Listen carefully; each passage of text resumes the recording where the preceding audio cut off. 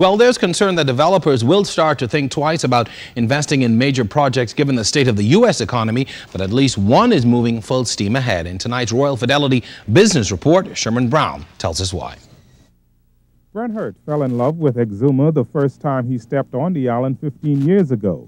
He's already invested $15 million in the village at Hoopers Bay, and despite the downturn in the U.S. economy, he's pumping another $50 million into a new development on 10 acres of prime land at 125 feet above sea level. It's one of the highest points on the island.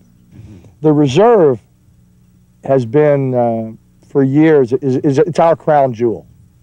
It's a magnificent parcel of land. It comprises the highest developable elevations on the entire island. The views are magnificent in all directions. It's no better spot to cast your eye from one end of Exuma to the other.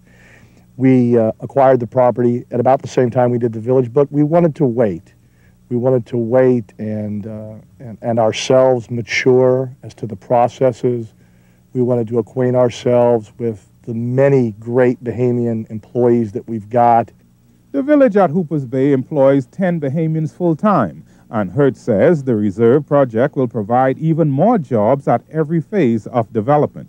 We're proud to be a Bahamian-first company, that our contractors have all been here locally and done a great job for us, and we finally felt that we were in position to tackle what I truly believe will be the crown jewel of residential real estate on Exuma. It's only 10 sites here on the reserve, 10 3/4-acre estate lots to be exclusively custom homes.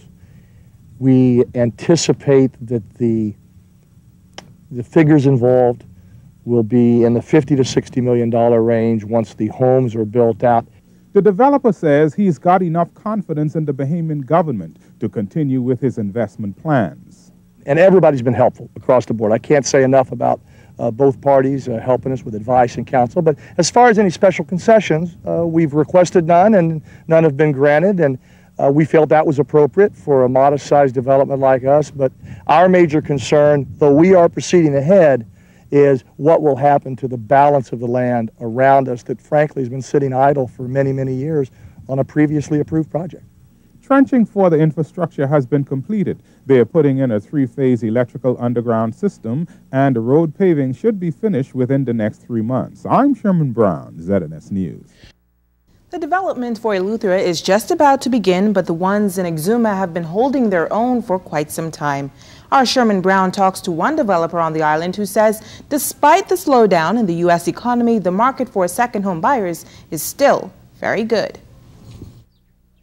It appears that the downturn in the U.S. economy is having little or no effect on Exuma's economy, as that island continues to experience investor confidence. President and CEO of the village in Hoopers Bay, Brent explains why the developers in Exuma are so upbeat. There is questions about the mortgage financing market. All of our purchasers in the village have all been cash purchasers. That's a more common method. The type of price range of these homes here on the reserve, these will be cash purchases. So this subprime mortgage market crisis that we read about and hear about in the news every day is not really an impact on this type of a property. It does affect the broader scheme, I understand that. But we have a well-funded group of private investors who are able to carry this project through to fruition. And we don't have to tie the success of this project to the ability to borrow money. We're quite proud and happy to say for the public record, there are no borrowed funds to do this project. Island Administrator Ivan Ferguson says Hertz's new $50 million reserve project and others like Crab Key show that the island continues to be ripe with opportunities.